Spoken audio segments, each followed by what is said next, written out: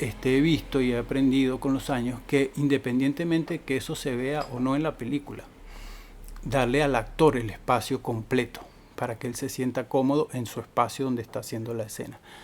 Eso incluye no solo la ambientación, sino la utilería y todo. Así no se vea, así no la use, pero que él pueda y tenga a la mano los elementos para sentirse, para que el personaje actúe libremente, naturalmente con el espacio y con todo eso.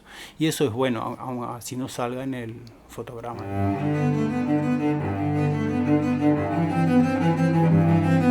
Voces del cine venezolano, una mirada crítica y reflexiva hacia el pasado de nuestro cine y un legado para las generaciones futuras en las voces de sus propios autores y protagonistas. Voces del cine venezolano está patrocinada por el Centro Nacional Autónomo de Cinematografía, CENAC, y Producciones Omar Mesones para Zona Cine Caracas. Y para el episodio de hoy contamos con la participación de nuestro invitado especial, Matías Ticas. Y como siempre, quien les habla, su anfitrión, Omar Mesones.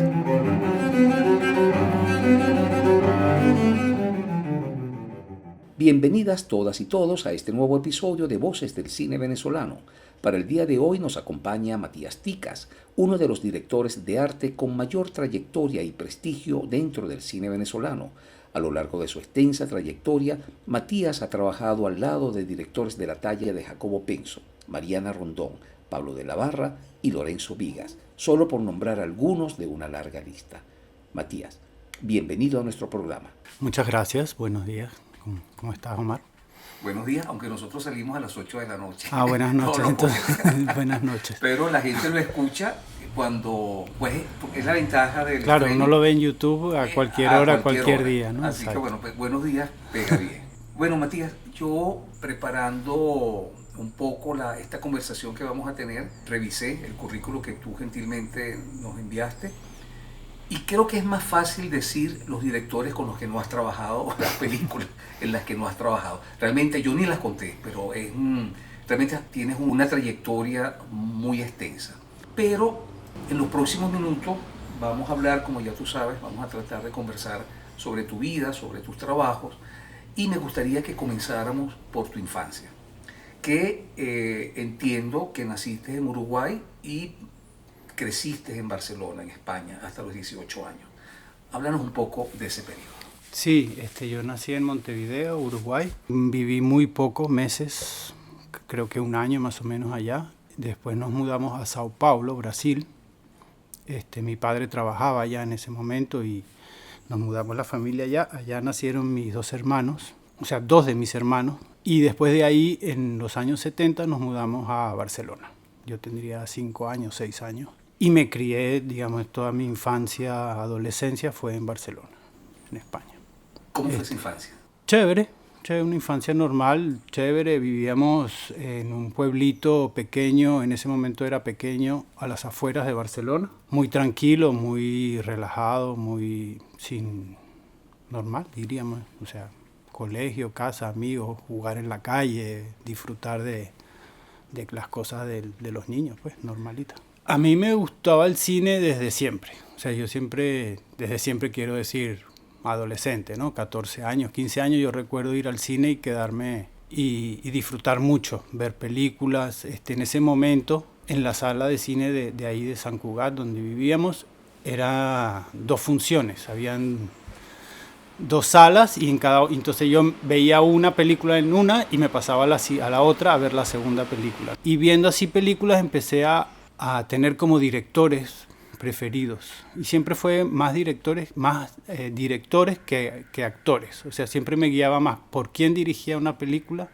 a que quién la protagonizaba. Pues. Evidentemente también estaban los protagonistas famosos, Robert Redford, Paul Newman y todos esos que siempre eran películas que uno quería ver. Pero bueno, que no es lo usual, ¿no? Que no. Nos fijemos sobre todo a esa edad, Ajá. que nos fijemos en el director más que, sí. que en los actores. ¿Y qué directores te llamaban? Oye, eso los que primero así me llamaron la atención mucho era Kubrick, uno de ellos. Claro, son todas películas que ya habían sido estrenadas, que yo las veía tarde, digamos, no en su estreno, sino unos años después. El que viene así rápido a la memoria y que me acuerdo haberlo seguido mucho y estar pendiente de verlo era Kubrick. Altman, me gustaba Robert Altman también. Pollack, Sidney Pollack, me acuerdo que también era alguno que me gustaba mucho. Pero bueno, Scorsese, por supuesto, Coppola, los más famosos, pues. Puro Big Sí, League. sí. Bueno, uno siempre que veía una película de Scorsese, de Coppola, de Sidney Pollack, que en ese momento, en los años 70, 80, hacía muy buenas pelis. Y después, poco a poco, me fui como interesando más.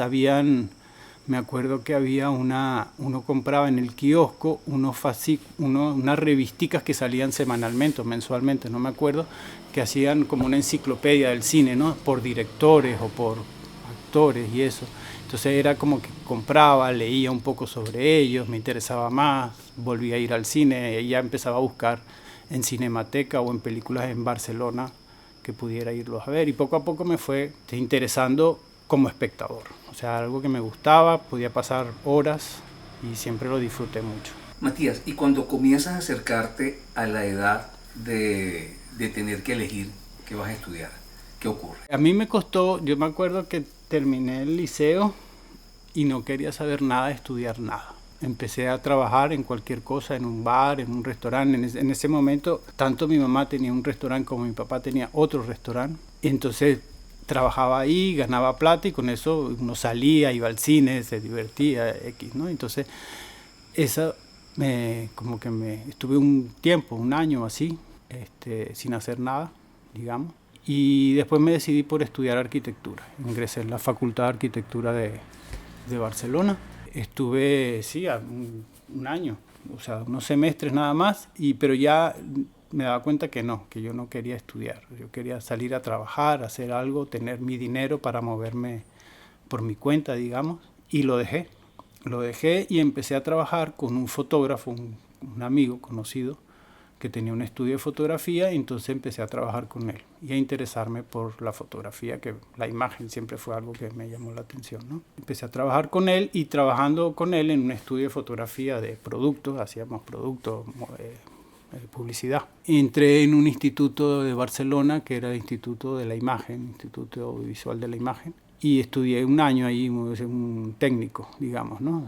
Que te enseñan a manejar cámaras, luces, editar, iluminar un set, todo en video, que en ese momento estaba como empezando las cámaras en video y todas esas cosas más portátiles, ¿no? Más. Tu papá era escenógrafo de teatro. Sí, mi papá fue escenógrafo de teatro en su juventud en Uruguay. Después se dedicó a hacer stands y vitrinas, o sea, digamos que cuando yo tenía más conciencia de su trabajo y de lo que hacía, él se dedicaba a hacer stands de ferias, como se hacen en Expo Móvil o Expo Vaina.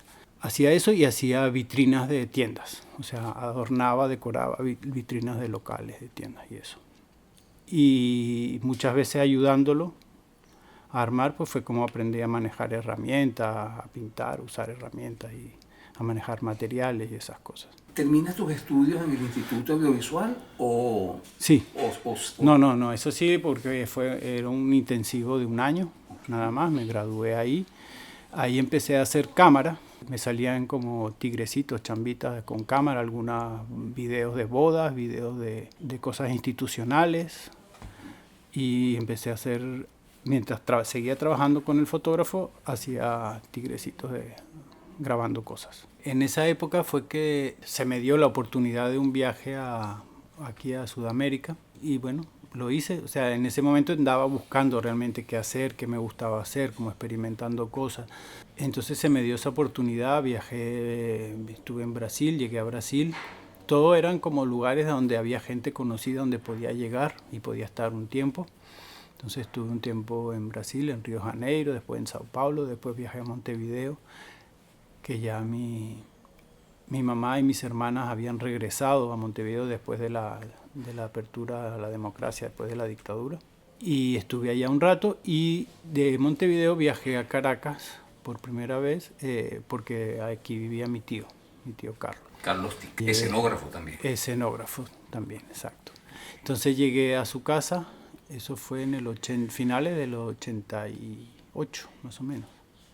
En el 88 llegué a Caracas. Fue una ciudad que me atrapó inmediatamente, o sea, me sentí muy bien, muy cómodo, me encantaba todo lo que vivía nuevo y experimentaba, me gustaba mucho. Y aparte que empecé a mi tío tenía un taller de escenografía, ahí junto frente a Bolívar, donde estaba el estudio de animación, donde está ahorita el Farmatodo. Tenía un taller ahí y empecé a trabajar con él, o sea, para mantenerme, vivir y eso. Y bueno, primero hacía unos comerciales y eso, y al poco tiempo, tenía unos pocos meses aquí cuando entré a trabajar en la película Río Negro, de Atahualpa Lichi, que fue mi primer largo. ¿Qué hiciste ahí?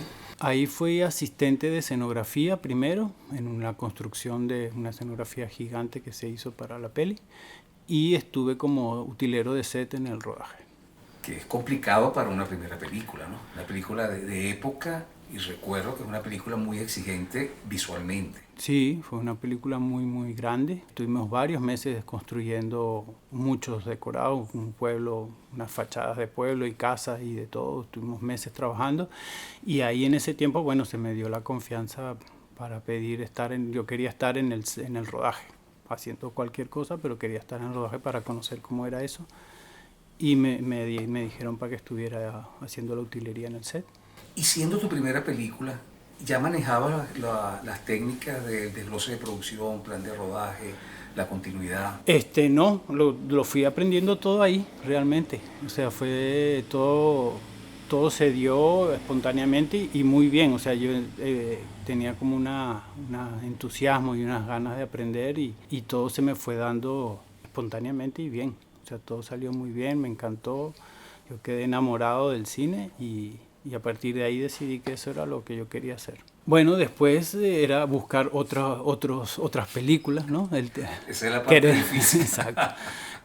Tratar de estar en otras películas, tratar de entrar a otras películas. Ya tenía como esa experiencia que fue muy buena, fue muy grande. Ahí conocí a mucha gente vinculada al cine. Y no fue inmediato, tardó unos cuantos meses en volver a tener otra oportunidad, pero se fueron dando. Esta segunda oportunidad entiendo que fue con Román Chalbaud en El Corazón de las Tinieblas. Oye, no sé si fue la siguiente, pero puede ser, sí. Eso era una serie de televisión que producían unos españoles. Y Chalbaud grabó un capítulo, en El Corazón de las Tinieblas, un capítulo, ¿no? Y ahí entré como escenógrafo, como realizador de escenografía, me acuerdo. Realizador de escenografía, hicimos varios interiores de casas europeas, porque todo pasaba entre Europa y aquí. Y tu primera dirección de arte entiendo que fue con Alida Ávila en Sucre. De largometraje sí, yo había estado haciendo unitarios con videomóvil. Ya como director de arte. Como director de arte. Okay. Esa fue como mi primera experiencia como director de arte, fueron esos unitarios. Había hecho ya unos cuantos unitarios cuando Alida me llamó para hacer su película Sucre como director de arte y fue mi primer proyecto de largo. Sí. Fue una experiencia maravillosa también. Grande, fue una película grande y muy satisfactoria realmente. Vi la película hace poco y fue un trabajo interesante, estuvo bueno. De época también. Por supuesto, sí. Ahora fíjate, Matías, ¿qué es exactamente un director de arte y cuál es el impacto que tiene dentro de la película? Bueno, el director de arte para mí se encarga de todo lo que se ve en la imagen. Todo lo que está delante de la cámara está puesto por el director de arte. El creativo de toda esa imagen que está ahí, de todo lo que se pone delante de la cámara, digamos. Y que tiene dentro de su equipo a tres grandes aliados, que es vestuario, maquillaje, por supuesto, utilería. Claro, el director de arte tiene un equipo de gente que dependiendo del proyecto y la película, pues será más grande, más extenso, más complicado, pero sí, evidentemente hay toda una ambientación que tiene que ver con un equipo de utilería y ambientación, un vestuario, una vestuarista y un maquillaje, como son los tres ejes principales, ¿no? de la imagen que vemos. Matías, ¿qué ocurre cuando te colocan el guión en la mano? ¿Cómo es esa primera lectura? ¿Cómo comienza ya a gestarse tu propuesta de arte a partir de esa primera lectura del guión? Yo no sé si ya es por muchos guiones y muchos leídos hasta ahorita, ya uno se va imaginando inmediatamente, automáticamente, qué significa todas esas palabras que vas leyendo, ¿no? Muchas veces una frase muy cortica, tú sabes que significa un montón de trabajo atrás para reflejar todo eso. Entonces ya es algo automático en mí que va leyendo y va de una vez pensando en la dificultad de lo que significa armar lo que uno está leyendo ahí. Después evidentemente viene la conversación con el director para ver cómo está viendo él todo eso, qué necesidades o qué propuesta va a hacer con su guión, ¿no? ¿Cómo va surgiendo esa propuesta? Primero, evidentemente, hablando con el director, escuchando a ver qué te puede decir o qué puedes entender tú de lo que te dice también, ¿no? Porque siempre hay como una interpretación de lo que el director expresa. Evidentemente siempre hay referencias que vemos juntos o de las cuales me habla, como para tener una idea de hacia dónde van las cosas. Y después ya en el proceso de preproducción, trabajando juntos en ver las locaciones, ver hacia dónde propone él las cosas y qué es lo que yo veo que se le puede sacar mayor partido a lo que estamos viendo, a lo que podemos conseguir o no podemos conseguir, evidentemente manejando un presupuesto y ver hasta dónde podemos llegar o tratar de llegar a tener algo que sea interesante con las herramientas que podemos manejar en ese momento. Todo lo que vemos en pantalla, en ese cuadro, de alguna manera está colocado por la gente de dirección de arte, pero también está fotografiado todo lo que está allí por un director de fotografía. Correcto. Es decir, que son tres visiones las que realmente nosotros estamos viendo cuando vemos el plano en la pantalla. Está la visión Correcto. Primaria, que es la visión del director, está la visión del director de arte y está también la visión del director de fotografía. ¿Cómo manejas eso? ¿Cómo se maneja en tu larguísima experiencia? Debe haberse manejado en distintas películas de distintas maneras. Sí. Pero ¿qué nos puedes decir al respecto? Sí, es eso. O sea, evidentemente el director es como el director de la orquesta, el que maneja eso, y entre el director de arte y el director de fotografía es el que le construyen, le ponen delante de la cámara lo que él va a tener o va a ver en la imagen, ¿no? Siempre tiene que haber una relación estrecha y creativa entre el director de arte y el fotógrafo. Cuanto más estrecha y buena sea esa relación, evidentemente creo que mejores resultados se van a dar. Y depende mucho de la personalidad de todos nosotros, tanto del director de arte como del fotógrafo, como del director, para que las cosas vayan en una dirección, en otra, haya más fluidez o más conflicto en el buen sentido, no conflicto como problema, sino como proceso creativo. Digamos, esto es rojo, no, yo lo veo verde. Sí, o ese color me choca, me molesta, o ese color sí ayuda, o vamos a rebajar un poco estos tonos, o vamos a rellenar más el cuadro, quiero tener muchas cosas delante de cámara, o quiero que las cosas sean... Ya eso depende del estilo de la película y de cada quien, ¿no? Ir armando todos esos detalles que te armen el cuadro. Yo estaba revisando una entrevista que yo te hice hace años para la película de Lorenzo Viga, Desde Allá. Entonces, acabo de ver esa entrevista, de volver a verla. Allí decías que la propuesta de arte se había modificado a lo largo del desarrollo de la preproducción y del mismo rodaje, que había empezado como una propuesta muy minimalista y que luego se había vuelto un poco más compleja. En ese caso específico, ¿cómo fue ese proceso? Y el resultado está a la vista, que fue bueno, yo lo considero muy bueno, quedó una muy buena película. Ahora que dice eso, sí me acuerdo cómo fuimos creando poco a poco los espacios. Lorenzo era muy exigente, fue muy exigente con las locaciones, presionó mucho para escoger muchas locaciones, para escoger ciertas locaciones, sobre todo las principales, las protagonistas, digamos. La casa del protagonista fue una que tardó mucho tiempo en conseguirse. En ese proceso, bueno, íbamos como cambiando un poquito la visión de lo que podía ser o no podía ser en función de lo que íbamos viendo como locaciones, ¿no? Me acuerdo que después de mucho tiempo nos quedamos con dos y ahí decidíamos, si hacemos esta así, pues esto va a tener ciertas características, el personaje va a coger hacia un determinado lado, si lo hacemos de esta otra manera, pues va a coger un poquito más hacia allá. Todas esas conversaciones las teníamos entre los tres, ¿no? Fotógrafo, Lorenzo y yo. Eso es parte del proceso creativo de la película, ¿no? De ir viendo y sobre lo que vas viendo vas armando y vas discutiendo y vas creando cosas y bueno, y todo lo que significa cada una de esas decisiones, ¿no? Todo el trabajo que viene después de cada una de esas decisiones, pues tenerlo claro en cuanto a tiempos, presupuesto, equipo, todo eso, ¿no? Que puedas cumplir con la película.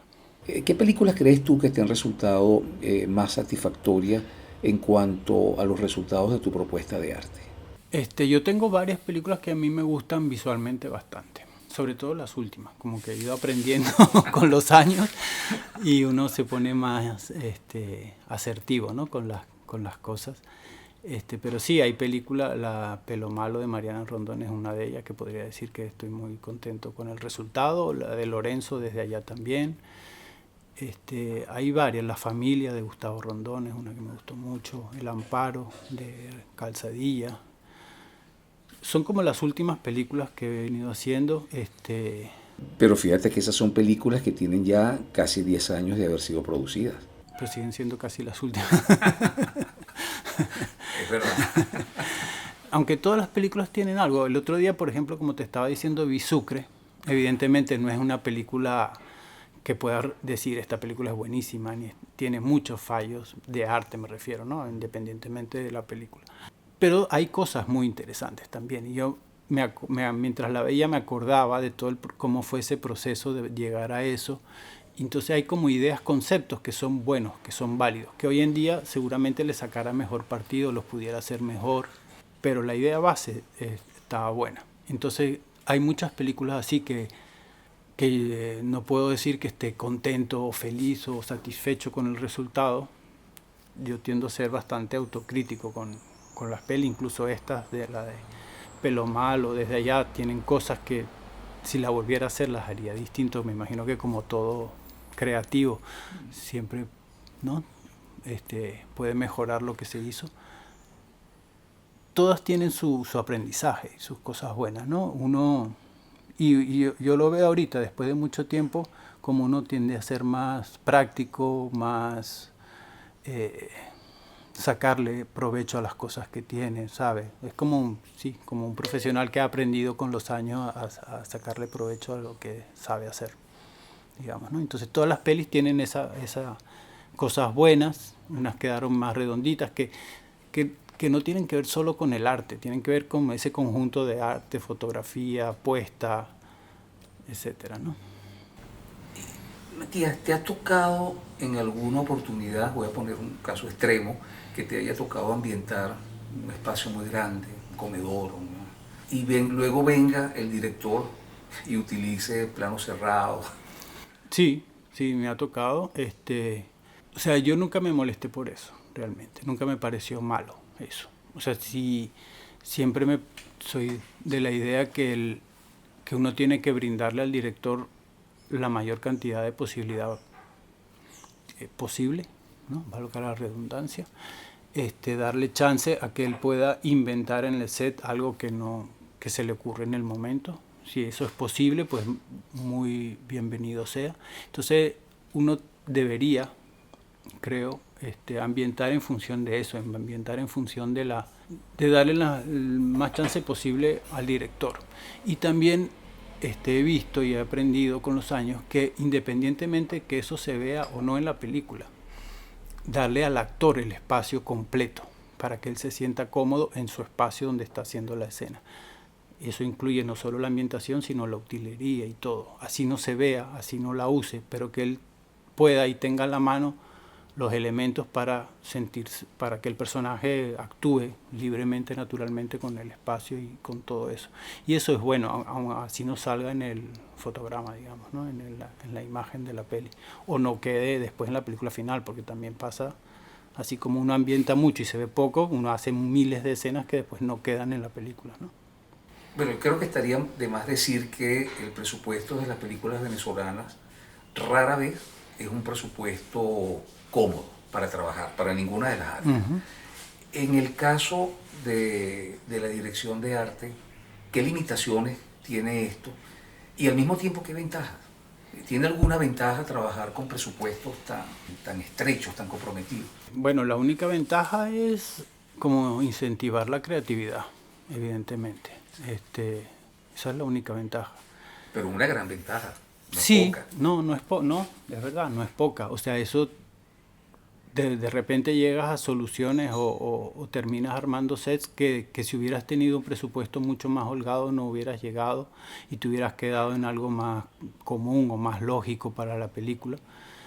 Y en ese proceso de tratar de buscar cosas que funcionen para la película, a veces llega a soluciones, y no solo uno como director de arte, sino el director y el fotógrafo juntos se llegan a soluciones que hacen que la película crezca. Pero eso es un poco parte del proceso creativo, o sea, es así.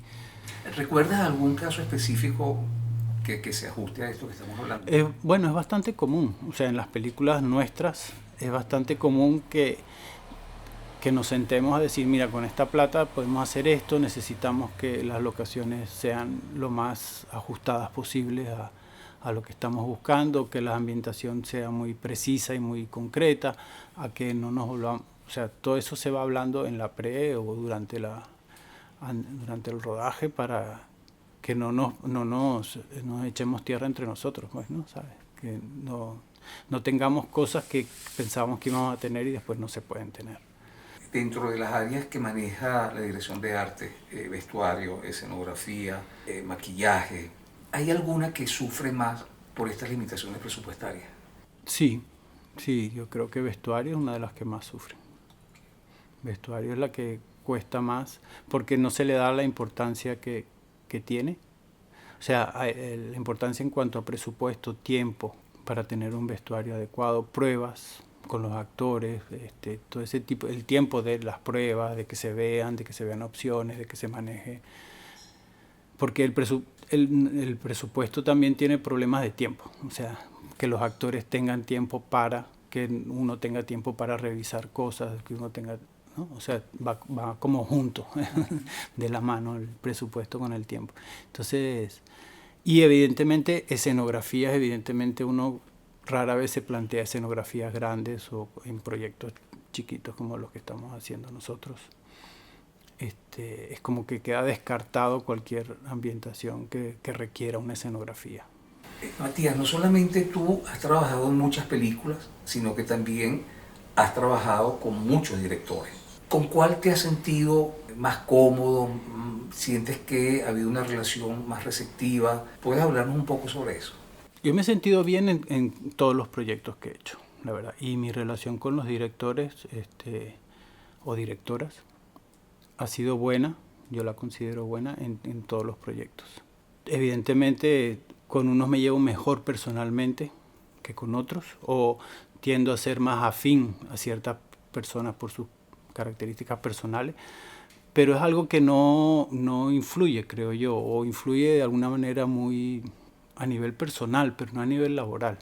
Yo tiendo a ponerme, digamos, a disposición de la película y trato de interpretar lo que el director quiere o de tratar de brindarle al director lo que mejor, digamos, lo mejor posible de las opciones que hay. Y siempre hay una disposición de mi parte de trabajar por y para la película. Entonces, en esa relación, bueno, evidentemente siempre hay roces y cosas, pero no recuerdo tener problemas con ninguno en particular, ni ser muy, o sea, de tener una amistad, es que no sé cómo decirlo, no es una amistad, es como una relación, o sea, se crea en las películas una relación de amistad momentánea o temporal, ¿no? Entonces ahí hay como una cercanía muy grande porque todos estamos trabajando para la película y entonces hay siempre una cercanía física y emocional permanente los tiempos que dura un rodaje. Y eso es algo que uno disfruta también, ¿no? O sea, yo siempre lo he encarado de una manera positiva y buena. Entonces, no sabría decirte así como preferidos o no preferidos. Todas las personas son distintas, somos distintos, entonces, y todos tenemos nuestras cosas buenas y malas. Cuando te entregan un proyecto, Matías, que puede ser de muy distinta naturaleza, o sea, puede ser una película de época, pero también de épocas distintas. O sea, una película de época es de los años 70 y una película de época es de 1824.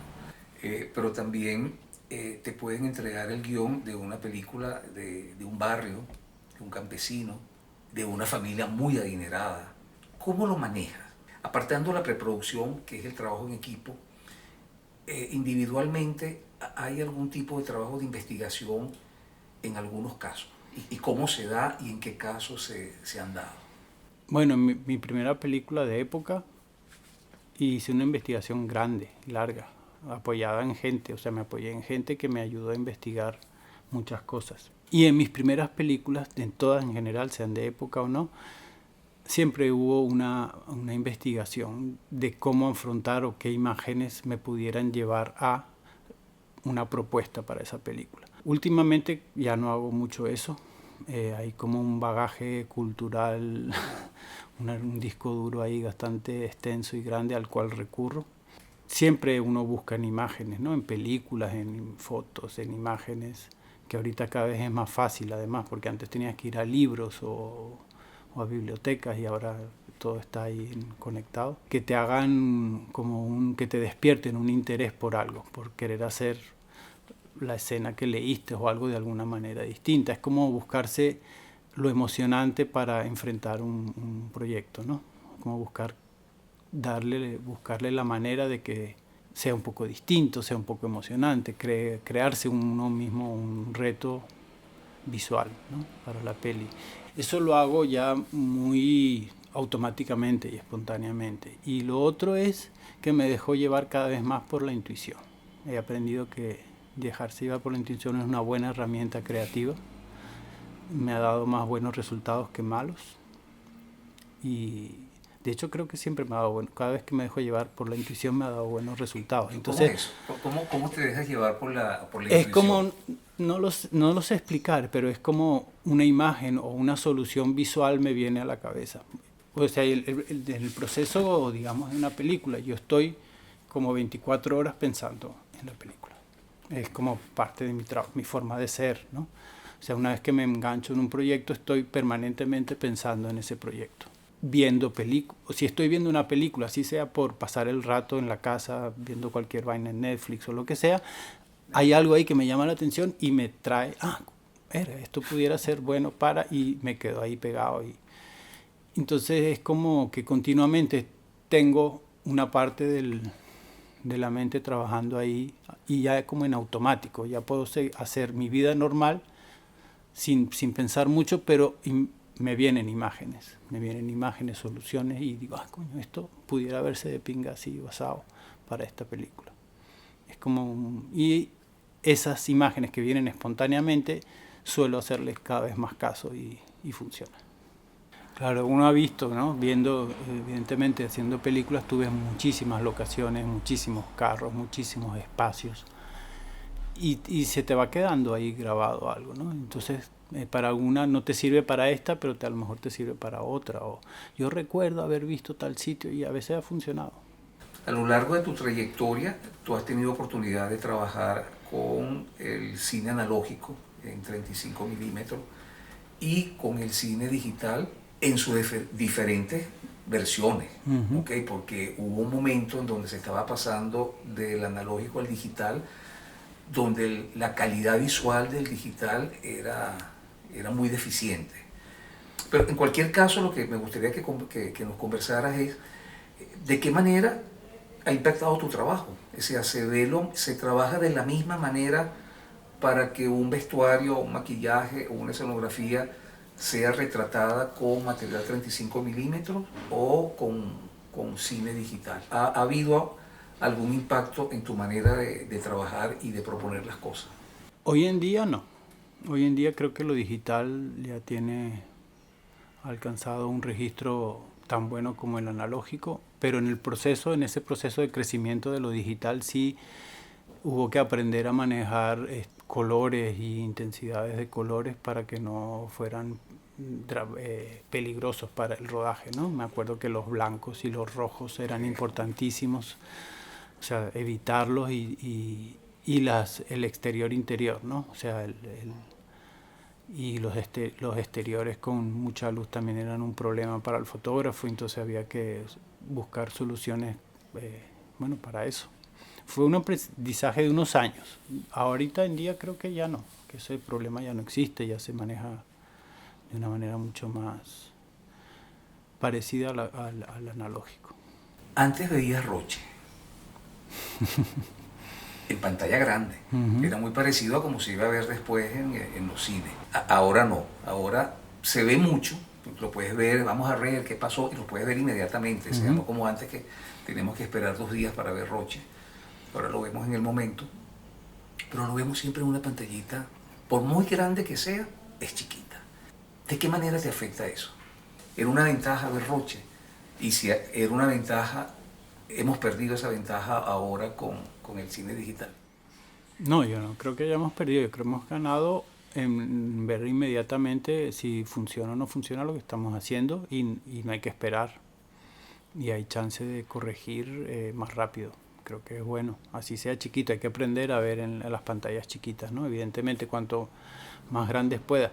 Ahorita tenemos nosotros vemos en esas pantallas material un poco en bruto, porque está la corrección de color que cambia bastante, hay que entender ese proceso. Los Roches también era igual. Sí, por eso, entonces entender que lo que estás viendo evidentemente le falta una corrección de color, que también es un proceso de aprendizaje de con el fotógrafo entender hacia dónde van las cosas que estamos viendo, ¿no?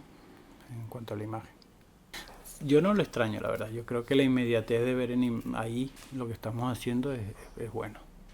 Es bueno. Las nuevas generaciones, Matías, ¿cómo ves la generación de relevo en arte? Hay una generación de relevo, Sí. se están formando. Se habla mucho de la vieja escuela. La vieja escuela que era disciplinada, que llegaba a tiempo. Una serie de valores y principios que muchos cineastas técnicos de esa vieja escuela resienten que no lo encuentran en las generaciones de relevo, pues en las generaciones más jóvenes. ¿Qué opinas tú? Yo creo que no, que sí hay. O sea, ahorita hay una generación de relevo, no es muy numerosa, pero sí la hay. Sí, y está trabajando y está haciendo cosas muy importantes. En arte son más las mujeres que lo son. Hay más mujeres que hombres. Pero sí, las hay, están haciendo unas cosas muy chéveres. Lo que sí hay como una especie de relajaciones en el rodaje, a nivel de equipo en general, que eso lo hemos vivido, que antes había como un cierto respeto al rodaje, al set, al silencio en el set, a que cada quien ocupe su espacio, su trabajo y se ocupe de lo suyo. Ahorita todo eso está mucho más relajado, pero bueno, es así. Hay que saber convivir con eso. Pero eso no les quita seriedad al trabajo de la gente, a cumplir con el trabajo que hay que hacer. Y sí hay, yo creo que hay una generación muy chévere haciendo muchas cosas buenas. Evidentemente, si hubiera una producción de películas más grande, porque muchos están haciendo videoclips o otra cantidad de cosas paralelas, digamos, no largometrajes. Pero bueno, tiene que ver con el momento del país también, ¿no? Hoy en día, Matías, podemos filmar una película hasta con un celular. Creo que eso es muy bueno porque le permite a mucha gente poder expresarse o hacer sus cosas sin necesidad de alquilar esos equipos, de conseguir esos equipos, ¿no? Entonces eso es como una posibilidad de expresión artística mucho más fresca, espontánea, y eso es bueno. Yo creo que eso es bueno. Una de las cosas en las que no estoy de acuerdo ahorita, que lo he vivido estos últimos años, es una actitud de conformarse con no tener lo suficiente. ¿Qué quiere decir la frase esto es lo que hay? Esto es lo que hay, esto es lo que tenemos, hacemos lo que podemos. Que eso no es malo de por sí, eso puede ser bueno, puede incentivar, pero si tú no pierdes de vista el resultado final, o sea, queriendo tener un resultado final bueno a nivel internacional, o sea, hay que no conformarse con hacer cualquier cosita para mostrárselo a los panas, que eso también es un poco el problema que puede haber en hacer cosas con equipos tan accesibles. O sea, si esa es tu finalidad, perfecto, pero si tú pretendes hacer una película y mostrarla a nivel internacional, pues no puedes perder la calidad de lo que quieres hacer. Y eso no tiene nada que ver con la plata que necesites o tengas, sino con una propuesta final. Y a veces tendemos a decir, no podemos hacerlo mejor porque es que no tenemos los recursos. y te quedas en un conformarte con lo que tienes a la mano sin esforzarte un poco más en tener algo que realmente funcione bien para la película. Es como, no sé si me explico bien, pero es como un no conformarse con cualquier cosa, sino buscar que el resultado final sea bueno, que eso no quiere decir más caro, puede ser que sí requiera más tiempo, más dedicación, o no, pero es eso, es no conformarse con cualquier cosa. Es que el asunto no está en es aprovechar el dinero que tienes, o sea, cómo aprovechas el dinero que tienes. Si tú te lanzas como productor o autor, ¿no? Director, productor, a hacer una película con $30,000 que se han hecho, es cómo aprovechar ese dinero. Y bueno, y qué equipo tienes y cuánto tiempo tienes de rodaje y todo eso, ¿no? Y eso no es malo. Lo que es malo es tratar de hacer una película de $80,000 con $30,000, sin darte cuenta que tienes que buscar soluciones creativas, o sea, no pretender que el productor te consiga todo gratis o que la gente te trabaje gratis o que la gente, ¿sabe? O que hay unas condiciones de rodaje que son realmente muy malas. Evidentemente nuestra coyuntura país nos ha llevado a eso, a hacer películas con muy poca plata, pero también ha faltado, digamos, no sé cómo decirlo, pero es como no lanzarte al vacío sin tener claro qué es lo que quieres hacer, ¿no? ¿Cómo desarrollas tú una propuesta de arte con un presupuesto de $30,000 para toda la película? No es para toda la película. Bueno, eso es teniendo claro y que las personas, productor, fotógrafo, director, tengan claro, que todos estemos bien sintonizados con qué es lo que vamos a hacer con el dinero que tenemos. Y eso se puede hacer, o sea, hemos tenido películas que yo creo que tienen un resultado bueno, pero estando claros en eso, que vamos a hacer una película de ese con ese costo y que vamos a tener es esto. Si no se está claro ahí, ahí es donde pueden haber problemas. O sea, es eso, es pretender hacer algo con la plata que no tienes. Ahí es donde puede haber conflicto y puede haber problemas, que también me ha pasado un poco. Has colaborado en películas que han recibido importantes reconocimientos internacionales, como es el caso de Desde Allá, de Lorenzo Vigas, o Pelo Malo, de Mariana Rondón. Eh, Háblanos un poco sobre eso. Bueno, sí, evidentemente recibir esos reconocimientos es muy satisfactorio porque te habla de que se hizo muy bien el trabajo. No son reconocimientos, digamos, fáciles de conseguir esos. Y bueno, evidentemente te hace sentir muy satisfecho, claro. Hay otras pelis con muchos reconocimientos también más pequeños, digamos, no tan grandes ligas así, pero que también son satisfactorios y te hacen sentir bien. Evidentemente, a mí me hace sentir bien cuando yo estoy contento con la película que veo, que no son todas, no son todas, pero sí hay esa satisfacción de que el trabajo quedó bien. Esas pelis, yo creo que nosotros tuvimos una época más o menos buena, que fue como en los años alrededor del 2010, un poco antes, un poquito después, fue como una época que aquí se produjo bastante y esas películas pudieron salir, donde había una calidad importante en eso, en las películas. Creo que eso lo estamos perdiendo un poquito.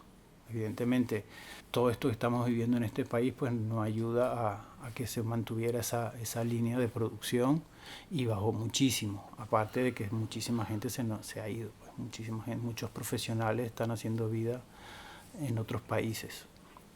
Y eso ha hecho que bajara mucho la producción y la calidad de las producciones que tenemos.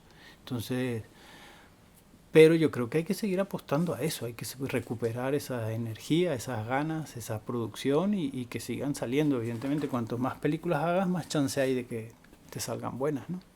Hablando de los técnicos, Matías, que se han ido del país, ¿en algún momento has caído en la tentación de irte del país? Pensarlo hemos pensado, yo y mi familia, ¿no? Digamos. pero no es algo que hayamos, o sea, no es algo que realmente tuviéramos la certeza de querer hacerlo. Realmente no. A mí me ha ido bien, entre comillas porque económicamente no me ha ido muy bien, pero he seguido trabajando, haciendo películas y algunas realmente buenas. Y estamos bien, evidentemente estamos mal económicamente, como todos, o como casi todos, pero ese es como el único problema. Yo me siento muy bien aquí, estoy contento, estoy muy bien con mi familia. Entonces no ha habido esa necesidad tampoco de salir corriendo. Sí me hubiese encantado ir a trabajar, pero eso es como un sueño un poco loco de que te llamen y te vayas sin todo hacer antes todo un trabajo previo, ¿no? de ir. Me encantaría ir a trabajar afuera, pero irme a vivir afuera por ahora no están los planes y nunca ha estado realmente. Se nos ha pasado por la cabeza, pero nunca ha estado realmente. Bueno, Matías, ya llegamos estamos llegando ya al final de la entrevista. Ha sido un poco accidentada por los motorizados, carros y camiones que pasan por esta calle aparentemente solitaria y poco transitada. Pero bueno, hemos logrado salir adelante y estamos llegando ya al cierre de la conversación. Pero antes quisiera hacerte unas preguntas un poco personales. Uh-huh. Si tuvieras que escoger, seleccionar un libro, ¿cuál dirías tú que es tu preferido? Ha habido varios libros que durante mis distintas épocas de mi vida me han llamado más la atención o me han impactado más. Recuerdo, como te decía, el de El guardián entre el centeno, fue uno de los primeros libros sí que me pegó bastante. Después los de Cortázar más adelante, después descubrí a Onetti, un uruguayo que me gustó mucho. Ahorita tengo tiempo que no leo, lo último que he leído fue de Paul Auster, unos diarios de él que me gustaron, pero no te sabría decir un libro así en particular. Eso va con la época. Si tuvieras que escoger una película. Oye, una película que me gustó mucho y me sigue gustando mucho es la de Petróleo Sangriento, de Paul Anderson. ¿Un director de cine? Kubrick. ¿Un cantante? También, eso es un poco como los libros, ¿no? En una época pudo haber sido los Beatles o John Lennon, después otro. ¿Un personaje de la historia que te gustaría conocer? Chaplin. ¿Una época en la que te hubiera gustado vivir o pasarte una temporada? ¿O unos días? Uh-huh. ¿O unas horas? Sí, a mí, o sea, como principios del siglo XX, creo que sería una época que me gustaría conocer en distintas partes del mundo. ¿Algo de lo que te arrepientes?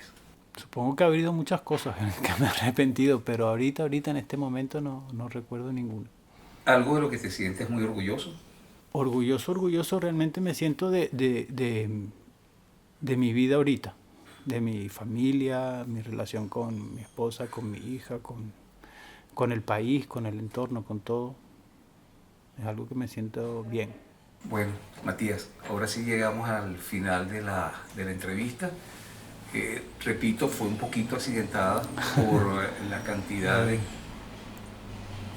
carros que pasan como este que acaba de pasar. Pero bueno, aún así fue realmente una conversación muy interesante y muy entretenida. Ya nos conocíamos desde hace tiempo, pero bueno, esto me ha permitido conocer más de cerca no solamente parte de tu vida, sino también de tu trabajo. Sabía que habías hecho muchas películas, pero no las había como cristalizado cuántas eran. Realmente es impresionante tu trabajo dentro del cine venezolano. Creo que te has vuelto una institución dentro de nuestro cine. Así que bueno, muchísimas gracias por todo tu tiempo, Matías. Chévere, bueno, gracias a ti por invitarme y aquí estamos.